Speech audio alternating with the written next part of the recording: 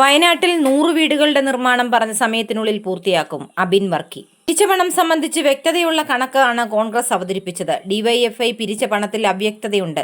രക്തസാക്ഷി ഫണ്ട് അടിച്ചുമാറ്റി തിന്നവരാണ് ഞങ്ങളെ വിമർശിക്കുന്നതെന്നും അബിൻ വർക്കി പറഞ്ഞു. ഞങ്ങൾ സ്വന്തം കയ്യിൽ നിന്നും പണം മുടക്കി സ്ഥലം മേടിച്ച് പണിയുന്ന വീടാണ്. അതിൻ്റെ തറക്കല്ലിട്ടു. അത് സമയബന്ധിതമായി പൂർത്തിയാക്കുമെന്ന് ഞങ്ങൾ പറഞ്ഞു. അത് ചെയ്യും. പൊറാട്ട് നാടകം കളിക്കാതെ പാവപ്പെട്ട രക്തസാക്ഷികളുടെ ഫണ്ട് അടിച്ചുമാറ്റിയവരെ പുറത്താക്കുന്നതാണ് നല്ലത്. പിരിച്ച പൈസയുടെ കണക്ക് ഡിവൈഎഫ്ഐ അവതരിപ്പിക്കണം, അബിൻ വർക്കി പറഞ്ഞു. വയനാട് ദുരന്തബാധിതർക്കായി പിരിച്ച ഫണ്ട് എവിടെയെന്ന ചോദ്യവുമായി ഡിവൈഎഫ്ഐ പത്തനംതിട്ടയിൽ കുടിൽക്കെട്ടി സമരവും ഭിക്ഷാടനവും നടത്തി പ്രതിഷേധിച്ചിരുന്നു. യൂത്ത് കോൺഗ്രസ് പറഞ്ഞ 30 വീടെവിടെ എന്ന ചോദ്യം പ്രതിഷേധക്കാർ ഉയർത്തി. ഇതിനോടായിരുന്നു അബിൻ വർക്കിയുടെ പ്രതികരണം. ആറന്മുളയിൽ വലിയ ശുഭപ്രതീക്ഷയോടാണ് നീങ്ങുന്നതെന്നും അബിൻ വർക്കി പറഞ്ഞു.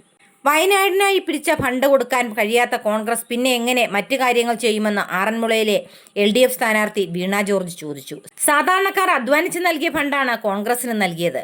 ഫണ്ട് എവിടെ പോയി എന്നതിന് കോൺഗ്രസ് ഉത്തരം നൽകണം. സർക്കാർ മികച്ച പ്ലാനിങ്ങോടെയാണ് വയനാടിൽ ടൗൺഷിപ്പ് നിർമ്മിച്ചതെന്നും വീണ ജോർജ് പറഞ്ഞു.